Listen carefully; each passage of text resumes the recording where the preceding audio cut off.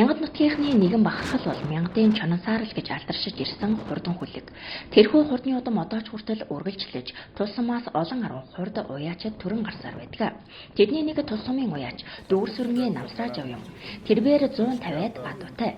Өнгөрсөн жил 40-од унаага боожуулсан амжилтаар аймгийн алтан унагны эзнэр шалгарч хүндтэй шагналаа гардан авлаа.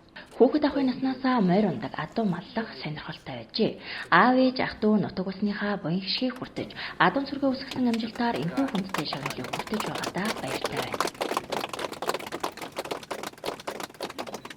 Би бага насндаа тийм хомоолоор адуу хийдэг л дамнуур гунж морь унсан мэт алжаалаа тайлдаг тийм л хөөхт байсан. Ер нь тэгээд сургуульд байхдаа л сургуулийн амралтаар адуучин нямаа гэд нагцах адуучин Боттөмөр жанчхийн даваа тэгээд хэрвийн адуучдыг дагаж адуунд их явдаг байлаа. Биечлэн адуу малж байгаа нь бол айл орон болоод ааваасаа адарга адуу тасалж өмч хөрөнгөдөө аваад тэрнээс хойшоо адуу мал өсгөж өржүүлж одоо хүртэл явна да. Одоо нэг 5 адарга адуутай 130-40 адуутай л. Аймгийн алтан унагны эзнэр шалгарсан дүүр сүрэнгийн намсрааж ав хурдан удмын морьдтой. Адууныхаа өв соёлыг хадгалж хамгаалахын тулд зүүн аймгаас хурдан удмын азраг авч ирж адуун сүргээ чанаржуулсан байна.